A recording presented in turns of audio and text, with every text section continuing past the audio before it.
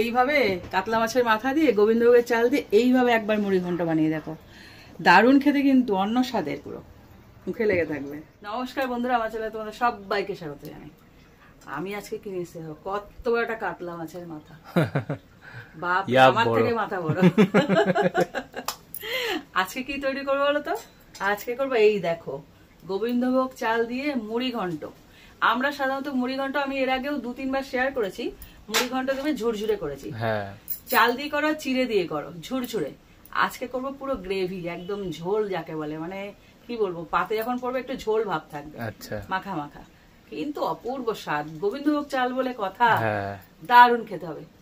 দেরি না করে চলো তো শুরু করে দিই। তো আমার উনুন ধরানো হয়ে গেছে, কড়াইটা বসিয়ে দিই। শুরু করতে দেরি হচ্ছে না আর, মানে খিদে লেগে গেছে আমার, তাড়াতাড়ি খেতে পারলে বাঁচি। তো দিয়ে দিই মাথাটাকে, অত বড় মাথাটাকে ভাজতে হবে তো, তার জন্য দিয়ে দিচ্ছি তেল। কড়াইয়ের মতন সমান, কি বড় মাথা, ওটা কাতলার মাথা তো, ইয়া বড় একদম। দেখো তেলটা পুরোপুরি গরম হয়ে গেছে, আর এদের এই যে মাথাটা, বড় মাথাটা, আর একজন সরে সরে যাচ্ছে। ভাবো, মাথা কোনোদিন ফাটতে শুনেছো? আমাদের কাছে সবাই ফাটে। এর মধ্যে লবণ হলুদ মাখিয়ে নিয়ে একটু, হাফ ডিম পর্যন্ত ফেটে আমি একদম গোটা ডিম ফাটে। ডিম নকল হলে ফাটবে না, হাফ ডিমও যখন ফাটে তারপর থেকে আমার বিশ্বাস নেই কোনো কিছুর উপর। এটা তো নকল না। হ্যাঁ, বলা যায় চোখ ফেটে গেল হঠাৎ করে। হ্যাঁ, তোর সাথে তো সব, হ্যাঁ সব সম্ভব, আজব আজব জিনিসগুলো এর সাথে। হ্যাঁ, তো ভালো করে একদম লবণ হলুদ মাখিয়ে নিয়েছি। ইয়া বড় মাথা আমি দিয়ে দিলাম তেলে। ভেবে দেখো পুরো কড়াই জুড়ে একদম।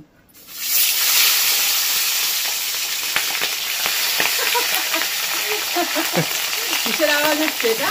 তুই জানে ফাটছে নাকি? হ্যাঁ ফাটছে হালকা হালকা করে। বড় না? হ্যাঁ, অনেক বড় মাছ আছে। দেখো কত দূরে দাঁড়িয়ে আছে ভয়ে।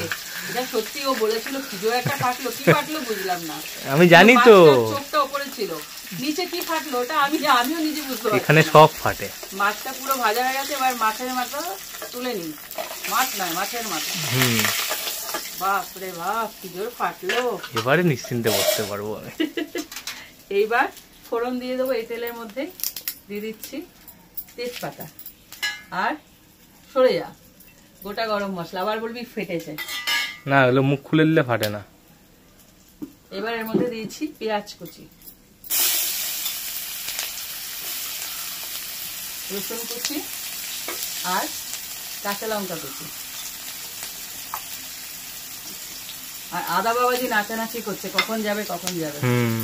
এবার এর মধ্যে দিয়েছি আদা গ্রেট করে। আজকে কোনো বাটাবাটির সিন নেই।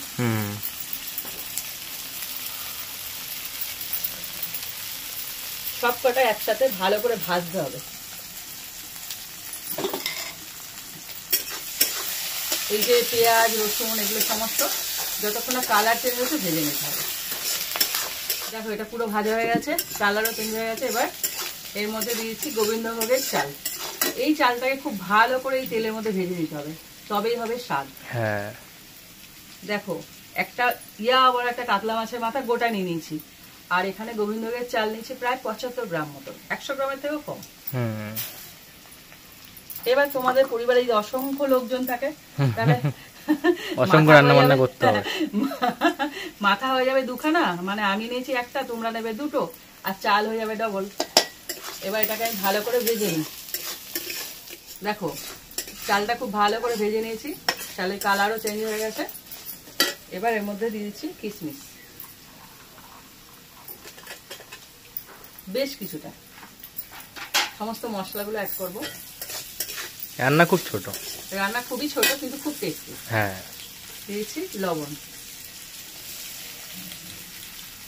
স্বাদ অনুযায়ী, এর কোনো মাপ বলবো না। এবার দিয়ে দিচ্ছি হলুদ গুঁড়ো। আমার চামচগুলো দেখো কি কুচকি কুচকি।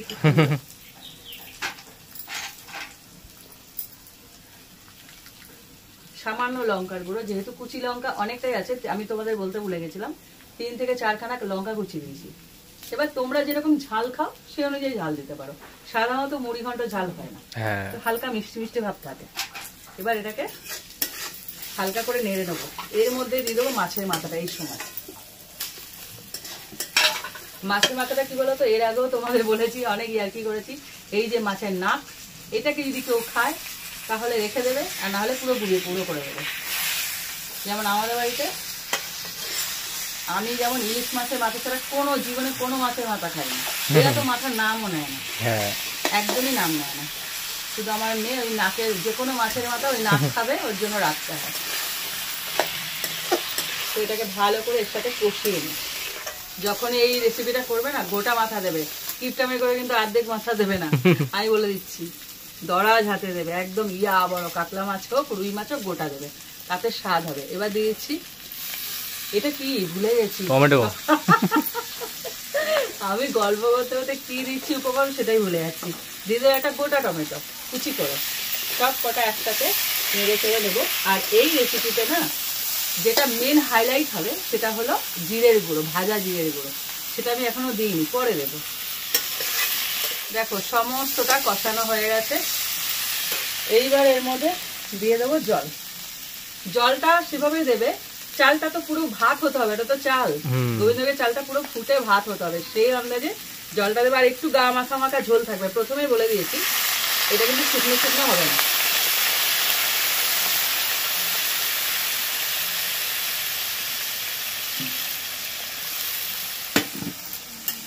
এবার চাল যতটা নেবে সেই আন্দাজে জল দেবে, সেটা আন্দাজ করে দিয়ে দেবে। যেমন ফুটতে, মানে ফুটতে বলতে তোমার সেদ্ধ হওয়া অবধি, ভাত তৈরি হতে যেরকম সময় নেয় না, ঠিক ততটাই জলটা দেবে। এই গোবিন্দভোগের চালটা যতক্ষণ না পুরোপুরি ভাতে পরিণত হচ্ছে। আমি সমানে ফুটতে বলে যাচ্ছি, তোমরা বুঝতে পারছো না ব্যাপারটা। আমার তো এটা অভ্যাস, ওই জন্য বলে ফেলি, ফুটতে মানে সেদ্ধ হতে। তো এটা ফুটতে থাকুক। দেখো আমি তাকিয়ে রয়েছি চাতক পাখির মতন, ফুটছে।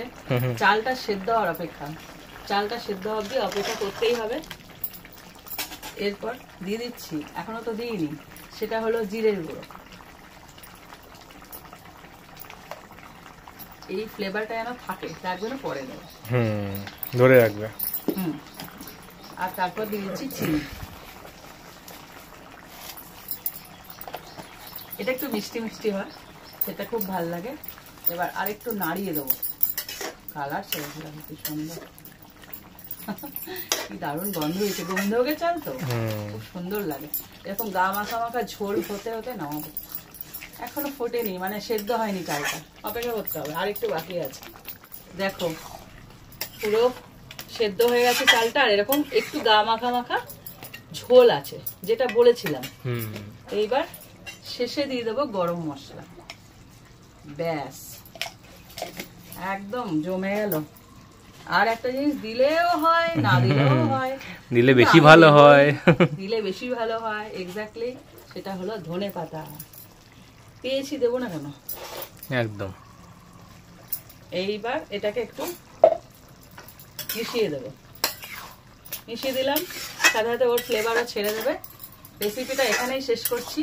তোমরা এইভাবে গোবিন্দভোগের চাল দিয়ে একবার মুড়ি ঘন্ট বানিয়ে খেয়ে নাও, ব্যাপক লাগবে। ভাত একটু কম নেবে, কারণ এটাও তো ভাত। যখন আমি মুড়ি ঘন্ট করি, কি করি বলতো, আমার এটা আমি করি ভাত একটু কম নেই, কারণ ওটাও তো ভাত, পেট ভরা খাবার, ভাত ভাত ভাত ভাত, এক্স্যাক্টলি। তো এটা নেবে, এটাতেও তো পেট ভরে যাবে। সে মানে কি বলতো, পরিমাণ মতো যখন নাও, তার সাথে এটা নিলে কিন্তু ডবল হয়ে যাবে, তারপরে আশপাশ করবে। তার জন্য আগে থেকে সচেতন করে দিলাম। না গো, ইয়ার্কি করছি। রেসিপিটা তোমরা ট্রাই করো, করে অনেক ইয়ার্কি হয়েছে, আমাকে কমেন্ট করো কেমন খেলে। এই রেসিপিটা শেয়ার করো, পুরো অন্য ধরনের। এটা আমার ননদের থেকে শেখা। এই এরকম ঝোল ঝোল, আমি বলি এরকম হয় নাকি দিদি, বলে কি এটা খেয়ে দেখো। ও আর কারোর থেকে শিখেছে হয়তো, খুব সুন্দর লেগেছিল, তাই আজকে তোমাদের সঙ্গে শেয়ার করলাম। এটা না শেয়ার করবে, অবশ্যই শেয়ার করবে। আর ভালো লাগলে লাইক দিও, আর এরকম আরো রেসিপি পেতে আমার চ্যানেলটা সাবস্ক্রাইব করে দিও। তো আজকের মতো টাটা।